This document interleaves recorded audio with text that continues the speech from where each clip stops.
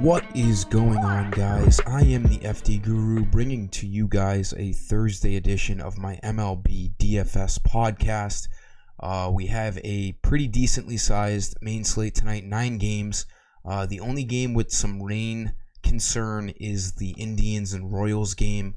Looks like there could be some pop-up thunderstorms in the Kansas City area, so we got to keep an eye out on that. As usual, I'm going to give you guys a picture I'm looking at, 2 infield and 2 outfield value plays. There's some really good hitting spots tonight. The Red Sox again in Baltimore, Minnesota again at home against the Tigers, and then the Dodgers also at home against Vince Velasquez of the Padres. They should have no issues scoring runs.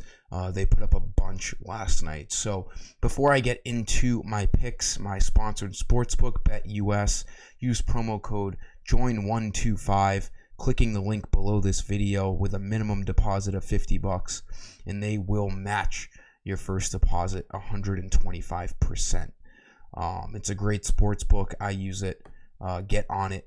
It's sooner or later, if you need a sports book, it's a good one. So going into tonight, Rich Hill is a great value pitcher on the slate. The stud pitching isn't great tonight. Robbie Ray, a tough matchup against the Yankees, who have been hitting the shit out of the ball as of late.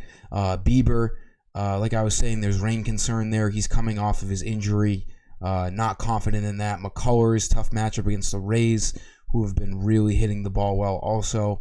And then as you go down the list, it only gets worse and worse. So I like Rich Hill at 7,400. A lot of people were on Taijuan Walker last night, and it ended up paying off pretty well.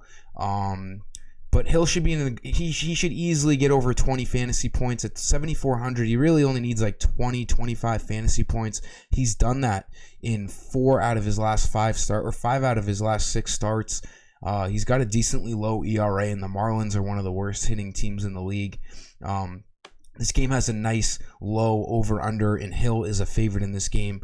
He should be able to pick up the win, even though he hasn't gotten a win in quite some time. Wow.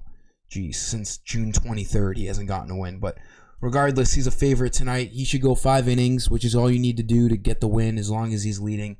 It's just a great price, and you can spend up on stud bats tonight.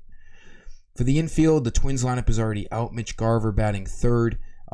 He hasn't gotten a 0 in fantasy points in quite some time. If you look at his game log, like 15 starts ago, he's gone like 15 starts without getting a 0.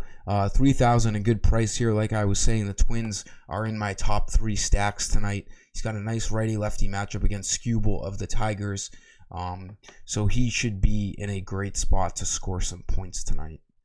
My second infield play, let's keep rolling with the Red Sox. They ended up winning 6-0 last night, but it easily could have been like 10-0. They grounded into a couple double plays. Renfroe hit a ball very hard right to third. It would have been like a 2 RBI double.